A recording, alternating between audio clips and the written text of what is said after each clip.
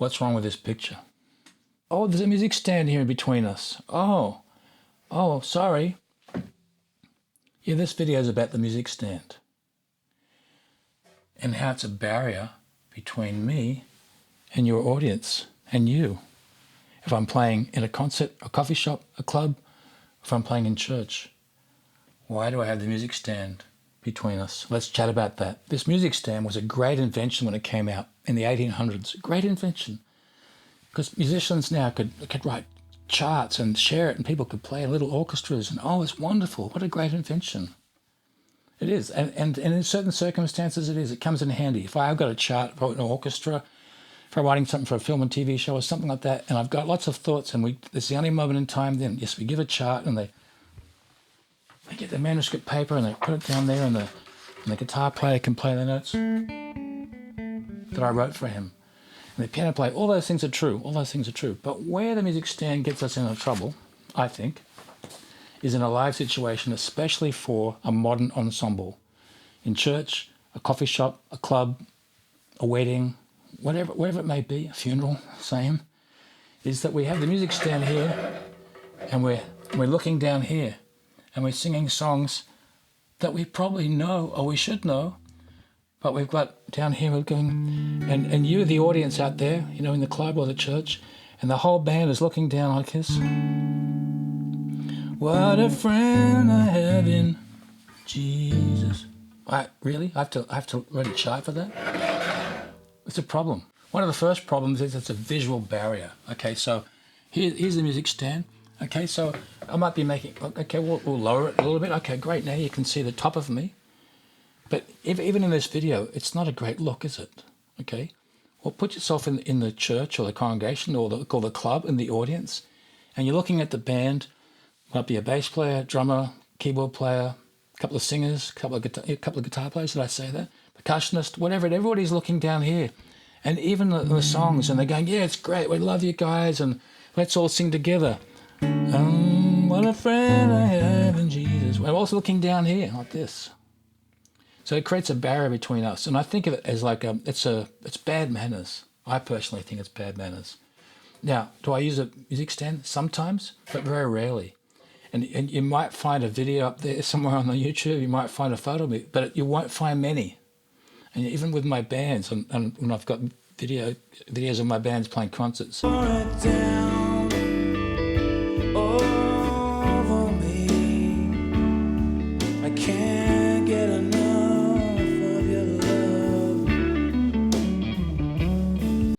Pretty much no one's got a music stand. They may be cheating, right? The piano player might have some charts on top of the piano or something.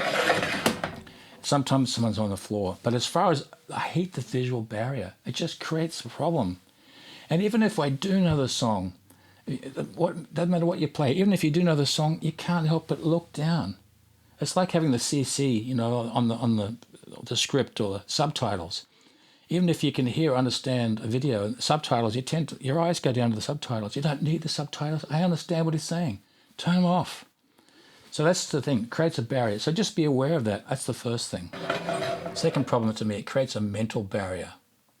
Okay, so I'm not really sort of tuned in to the moment as much as I'm tuned into this little moment, my little world.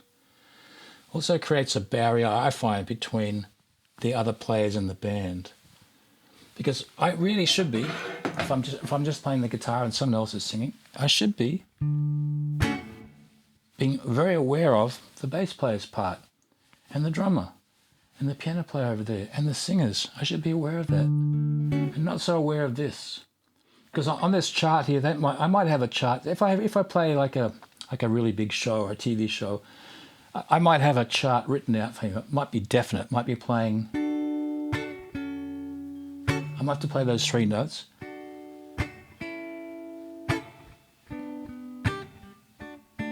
Maybe someone's written that for me. Okay, well, I learn it. I'll put that away. It's just playing and show. I go back in time for me, because I started playing over 40 years ago. I played in what you'd call like cabaret or like Vegas shows. And yes, sometimes we had charts, but it was about entertaining the people in the audience. And it was drilled in me from a very, very young age that the most important people in this room are the people, like my dad would say, the bums on the seats, not the bad, not the poor people, but bums on the seats. These people are paying for us to play. That's a privilege. Their ticket on the door. And we're playing a concert or a show for them.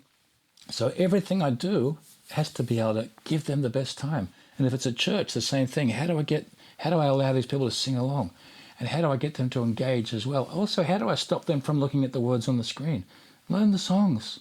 You know, there's certain songs like Amazing, sing Amazing Grace. Now, no matter, even if you don't go to church, you probably know the first verse of Amazing Grace. You shouldn't have to go, Amazing Grace, how sweet the sound. No. You should be able to go, Amazing Grace, oh, how sweet the sound.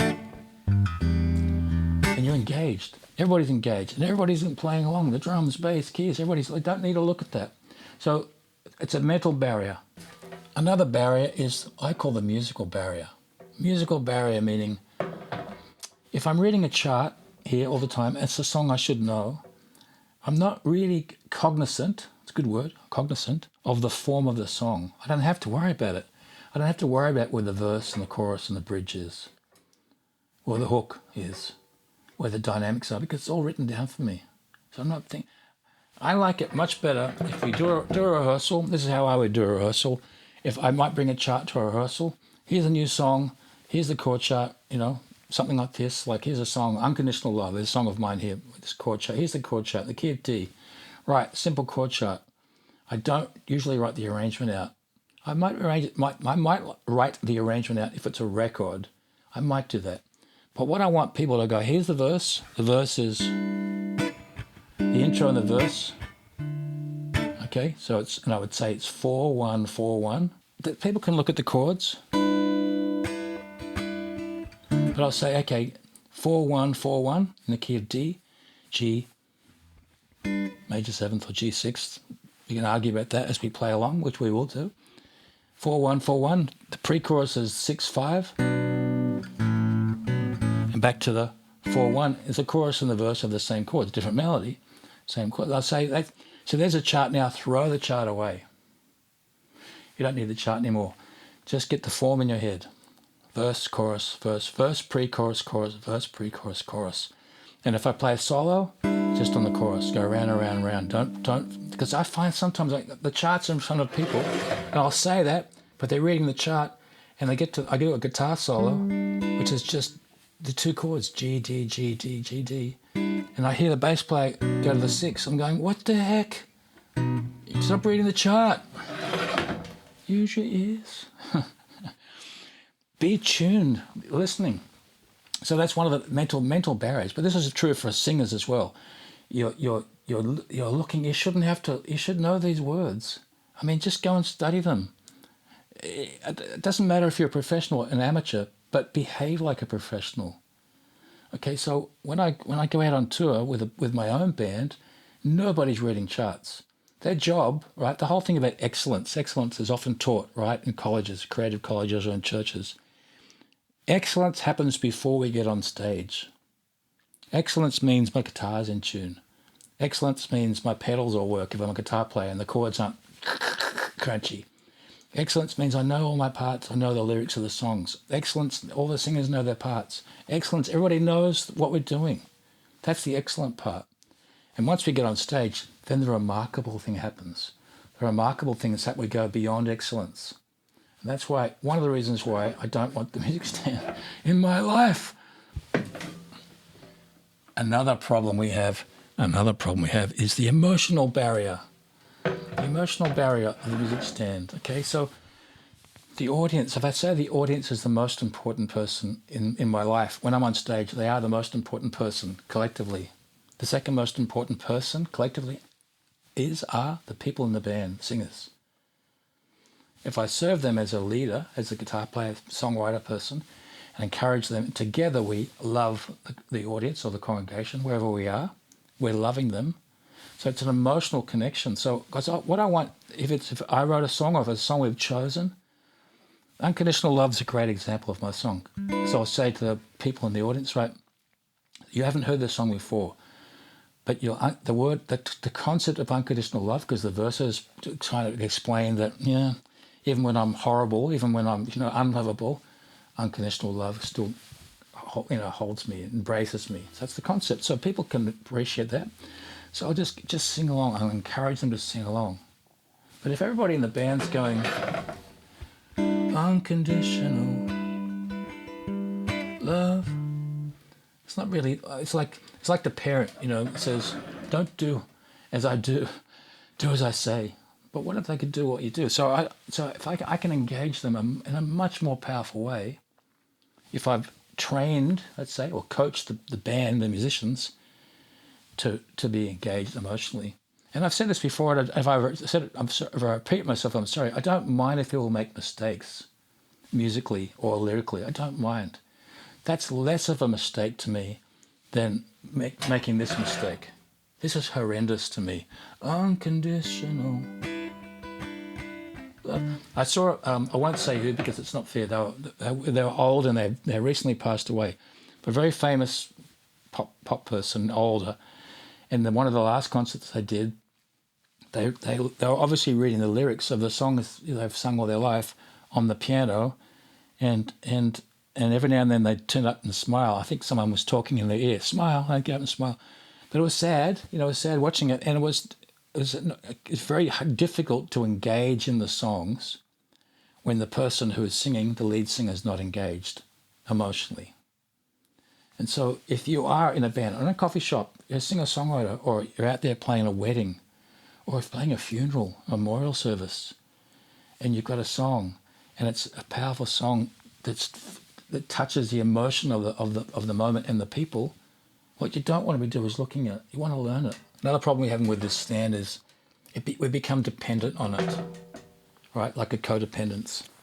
And we don't want to be dependent on a music stand. Right?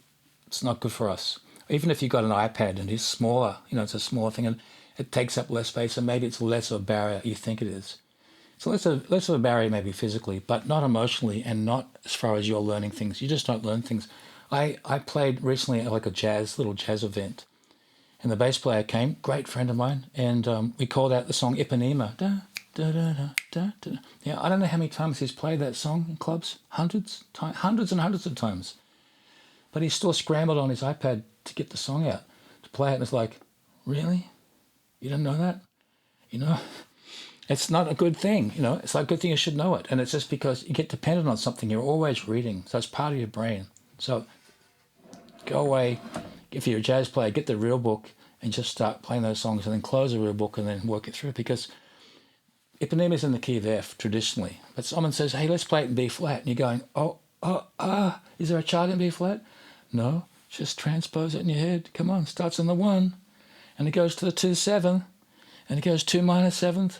5, 7 flat 9, back to the 1, then 1 sharp, I guess. How you say 1 sharp? I don't know, but it's not rocket science. So you learn songs. So you're less dependent. So that's not the last thing. Let me close with this. Goodbye, music stand, my long-term friend. And how do I love an audience? How do I engage them as a songwriter, a singer-songwriter, as a musician? Well, that's what I put to you. If you want to engage, if you want to be part of the audience and include them more in your show, in your worship event, whatever you're doing, consider removing the music stands from your stage. And with that, I say good night and farewell. Don't forget to subscribe, and I'll catch up here soon. See ya.